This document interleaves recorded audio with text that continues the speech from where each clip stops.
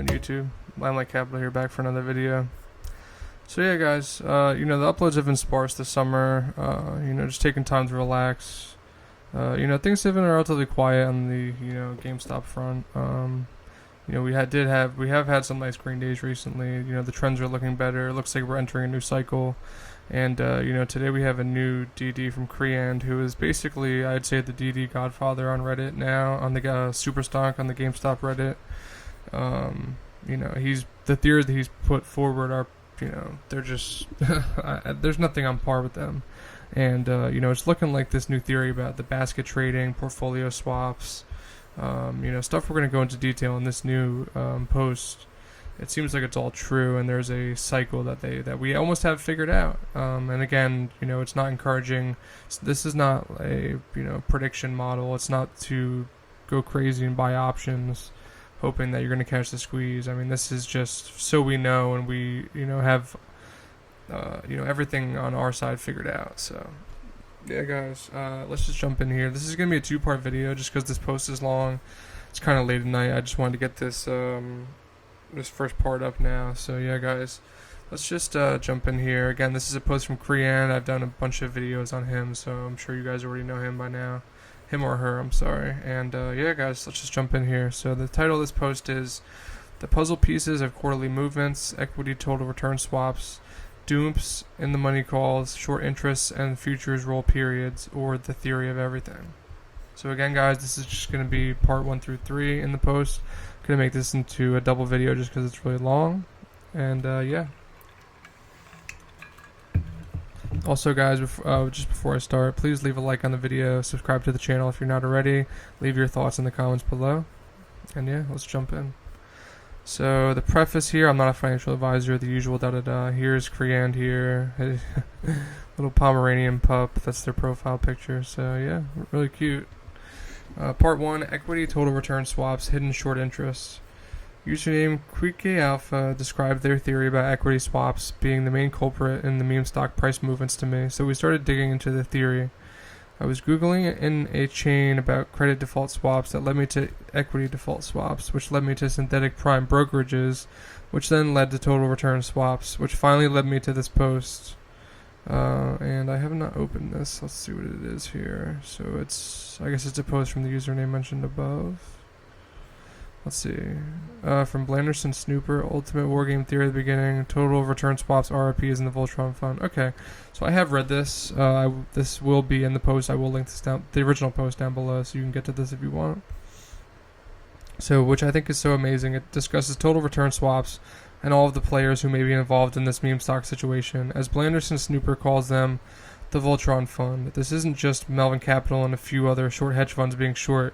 It's likely to be a massive amount of short hedge funds and SFOs around the world that abuse naked shorting on a basket of stocks, putting not just the short hedge funds and the SHFs and FFOs at risk, but the market makers and banks at risk as well.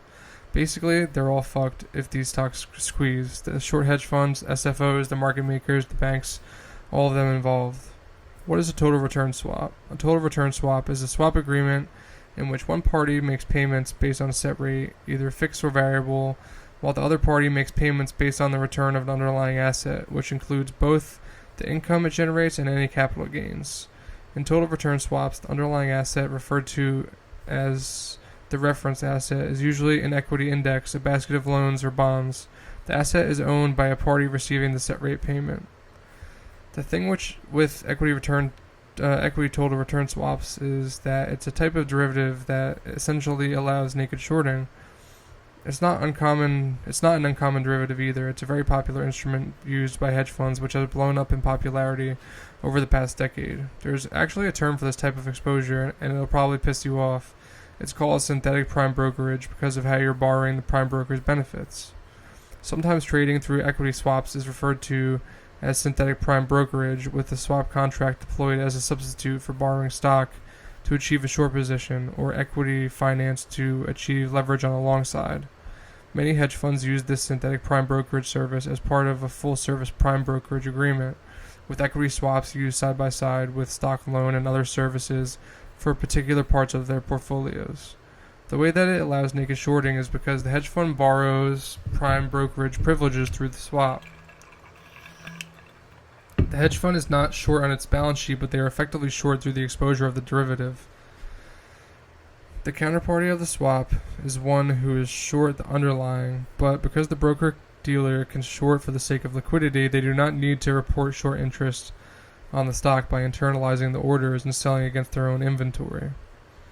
Reg Show must have pissed them off how they couldn't legally naked short, so they went off and created a new derivative so the game could continue on. The hedge funds can enter into many of these swaps and get short exposure to the stock without directly shorting it. They can enter into tons of swaps and create tons of synthetic shares without ever worrying about the short interest being reported. Sneak attack. Any stock could have an actual short interest which is well over 100% and it isn't even reported. This doesn't come without risk, however. The liability of locating the share for the short position is now on the counterparty rather than the hedge fund. But if you know of a few stocks which retail doesn't care about and are bankruptcy jackpots, you can abuse the hell out of the equity total return swaps, churning away that synthetic share machine. Unless, of course, one stock, Gamestop, gets overexposed with short interest, reported short interest, and causes a short squeeze play where retail and institutions pile into a stock. What happens from the start? 1. The hedge fund opens the equity total return swap with a counterparty. The counterparty is the one with the short position on their balance sheet. Short interest is not reported due to broker-dealer privileges. 3. The hedge fund gets return if the stock goes down. 4. The hedge fund will go under if the stock shoots up in price too much. They're not short on their balance sheet, but they are short the swap. If the counterparty did not hedge the position, the counterparty is on the hook to buy up shares that were shorted. 6. If equity total return swaps were abused to add too many synthetics to the share pool and a short squeeze play occurs, the counterparty is absolutely fucked. Part 2, portfolio swaps and meme stocks. Something fun you can do beyond an equity total return swap is something called a portfolio swap, which is basically a basket of equity total return swaps. Read the below and think of how all the meme stocks move in tandem. Which I have to say, this is obviously not in the post, but I have noticed this, and I've noticed this since January, that certain stocks like Cost, Bed Bath & Beyond, Nokia, BlackBerry, GameStop, AMC, they were all moving almost in sync. Obviously not identical. No two stocks can move completely identical. That's just impossible. But these stocks overall, and on the longer scale trend, they had almost an exact replica. Their charts look exactly the same. So here it says, fundamentally, portfolio swaps allow investors and managers to have exposure to assets without actually holding them in their portfolios. The portfolio is typically constructed of a basket of assets. Assets could be either long or short, and a counterparty is called to hold the basket. There's a basket of meme stocks that move in tandem, signaling that some counterparty are on the hook for a ton of swaps that these meme stocks are most likely shorted as a basket through equity total return swaps. Here's just a sample of a few stocks and how their prices are quite related. So yeah, here, GameStop, AMC, Cost, Bed Bath & Beyond, and Express, and those are some of the exact ones I mentioned. So if you look at these charts here, it looks like, what was it? Was it Cost? I'm trying to see who was the purple line. Let me see here. Okay, so now the dark purple line here that really spiked was Cost. And I'm still not sure, and I don't think anyone can really explain why Cost just exploded there. I guess, for whatever reason, back in January they just exploded, but then it was, GameStop that exploded in the middle here. And that's been, GameStop has been well above the rest of the pack, going forward. January Cost had it, but going forward GameStop's had it. But again, their charts are very, very similar, guys. The ups and the spikes basically line up perfectly, and you can see these green charts, these green lines here. They basically show, and so the pattern here is that there's going to be a third, because we see a spike here, and then a spike here, and then it's basically the same amount of trading days has gone by in between here. So here we're expecting another massive spike. The prevailing theory is that there's a massive amount of portfolio swaps against these meme stocks, where so many entities can be pulled under if these squeezes occur. Why is Bank of America closing locations, and why are they lit up like a Christmas tree every night? Why are other banks and Citadel doing these night shifts all the time? Because if they are on the other end of those swap trades, which were abused to create short squeeze plays across the market, then they're screwed. Which means many meme stocks can be decent squeeze plays. because if the short hedge funds go down and consequently the counterparties of the swap trades, then they liquidate all positions and buy back the short positions on those stocks. Many stocks can have massive short interest that is hidden through the swap derivatives. But in my opinion, GameStop is the backbone to it all, because it had an alleged reported short interest of 226% in January. Note that the 226 was reported short interest. The shorts from the swaps are unreported. GameStop had a massive reported short interest, so it was and is the most overexposed short position of the short hedge funds. Melvin and other short hedge funds got cocky and shorted the stock directly rather than entering into swaps because it's a more profitable bet. They exposed themselves to the world significantly, and here we are. Rest in peace, dumbasses. With all that being said, the swaps are just one part of the picture. The stocks are being shorted and have been shorted through synthetic prime broker derivatives. What is driving the price spikes every quarter? That's how I dove into futures. Because having an understanding of why the prices move every quarter and fitting the price movements with swaps gives you complete Zen mode. You can go out and enjoy life instead of watching the ticker 24/7, knowing that all the puzzle pieces fit together. Alright, so on to part 3. It's going to be the last part for this video. Future roll dates, loss of hedging the swaps causes quarterly squeezes. I made a post about future roll dates because they oddly lined up with price surges, so he links that here. With future roll date deadlines of March 19th, March 11th, June 18th, June 10th, September 17th, September 9th, December 17th, December 9th. These deadlines I've referred to as the end of volatility because all futures must be rolled by this date. Once the roll period ends, the quarterly squeezes end. The settlement of the swaps is also around these quarterly dates, so there's a wombo combo around the quad witching days of March 19th, June 18th, September 17th, and December 17th.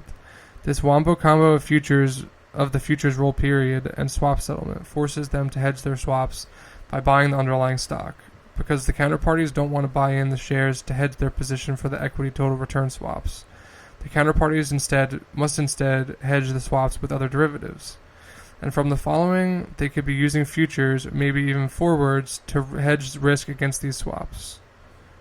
So there's just a definition link here.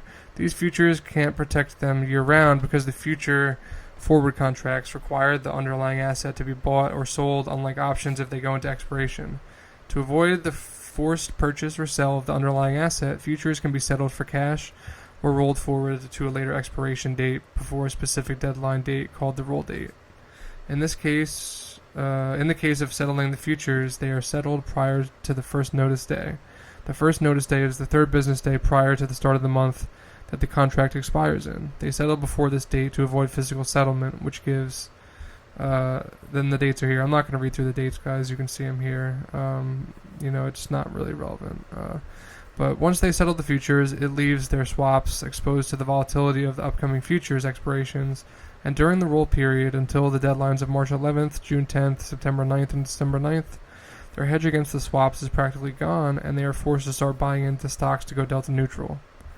In effect, the cash settlement of the first future removes all risk of this contract, and traders are left with the risk from the underlying swaps that were hedged by this expiring contract. This is because all liquidity is concentrated in the first futures contract, such that hedging any risk that settles before the expiry of this front contract is virtually impossible.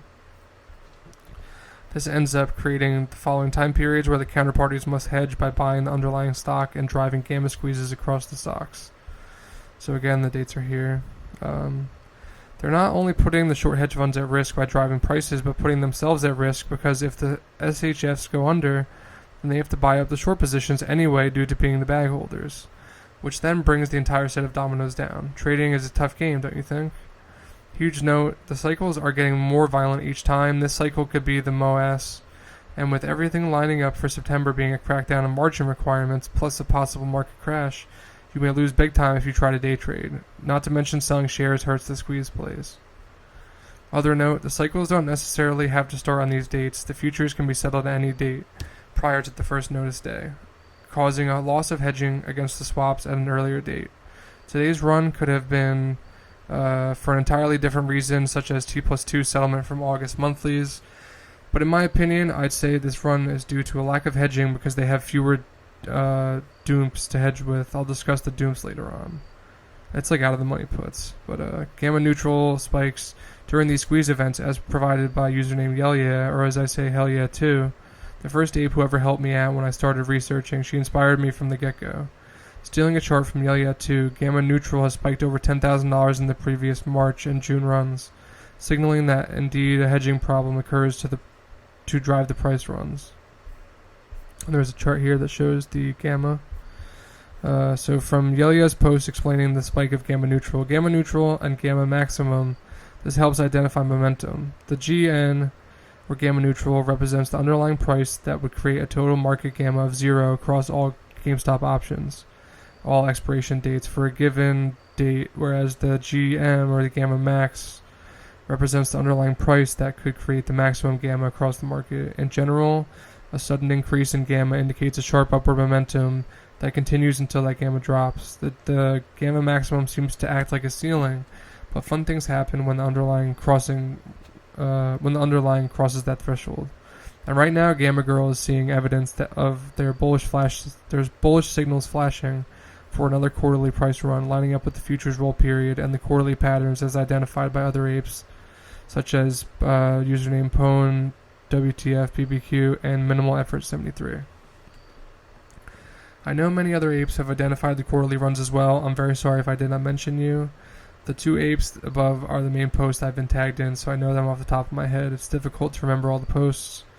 Putting it all together based on the futures roll period and loss of hedging against the swaps results in the following chart. The green shaded area is not arbitrary. It's the period between the first notice day and the futures rollover deadline. It's scary how closely it lines up. And kablam, just as expected, it's getting ready to rocket off. So yeah, I mean, it does line up perfectly here. But anyway, guys, it is late. I'm going to wrap this video up. So this is part 1. I'm going to do part 1 of this DD, of this post. So I'm going to do the second half in another video, guys. And yeah, again, if you're not subscribed, please do so. We could use all the support we can on the channel. Definitely, leave your thoughts in the comments below.